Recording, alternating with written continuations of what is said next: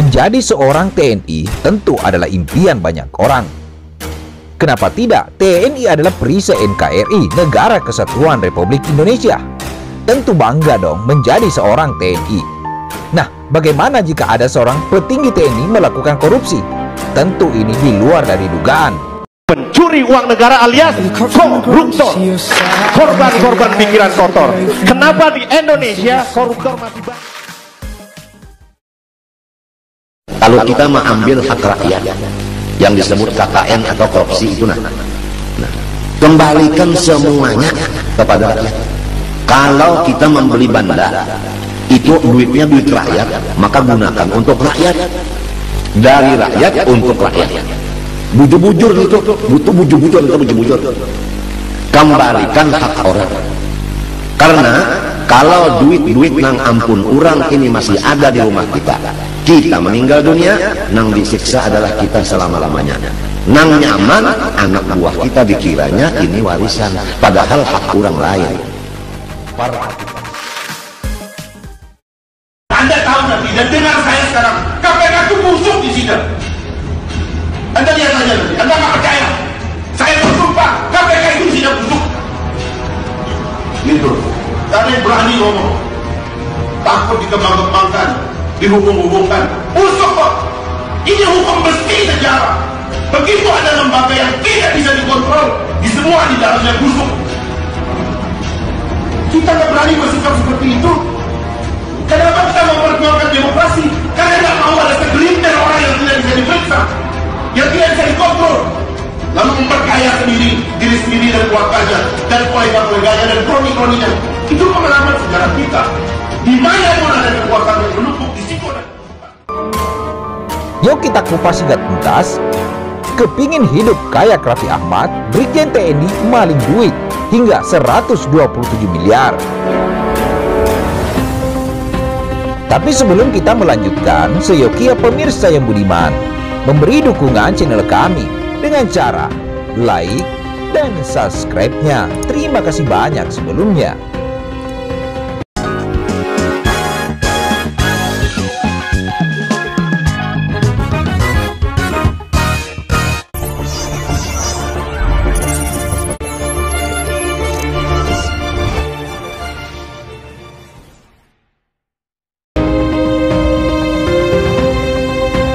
Dikutip dari haluan media, seorang Brigjen Jenderal TNI berinisial YAK dijadikan tersangka oleh Kejaksaan Agung Kejagung. Dia diduga melakukan korupsi tabungan wajib perumahan TWP untuk prajurit TNI Angkatan Darat, merugikan keuangan negara hingga ratusan miliar rupiah.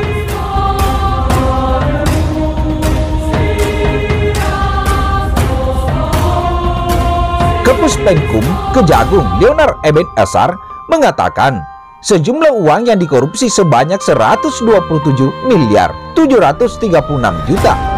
Uang itu, kata Leonard, digunakan untuk kepentingan pribadi.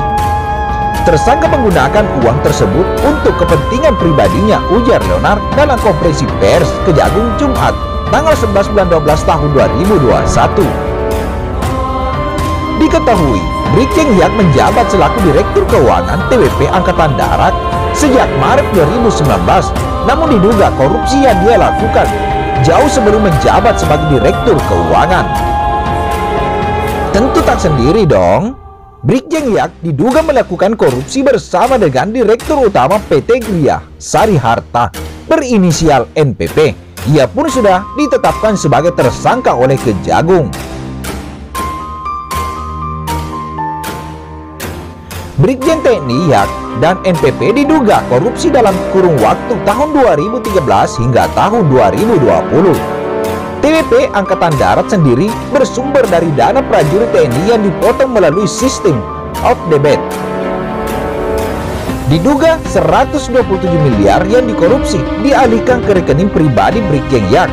Uang tersebut tak mengendap di rekening Brigjen YAK tetapi diteruskan ke rekening NPP. Pemindahan uang itu dengan alasan sebagai dana pengadaan kapling perumahan bagi prajurit TNI Angkatan Darat. Dari tangan Brigjen YAK turut diamankan sejumlah aset seperti ruko, mobil, dan tanah. Diduga aset dibeli dari hasil korupsi. Akibat perbuatan tersangka Brigjen TNI Yak dan MPP berdasarkan hasil periksa perhitungan kerugian negara BPKP merugikan negara yang ditimbulkan sebesar 127 miliar 736 juta, ujar Leonard.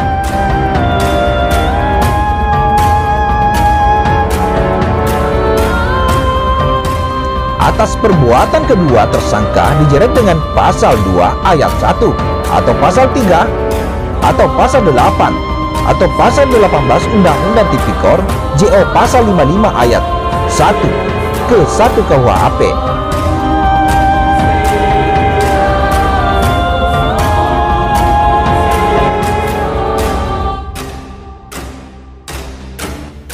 Perkara ini merupakan koneksitas yang dilakukan oleh kejaksa penyidik para jaksa agung muda, bidang pidana militer, pusat polisi militer TNI Angkatan Darat, dan auditor militer tinggi 2 Jakarta.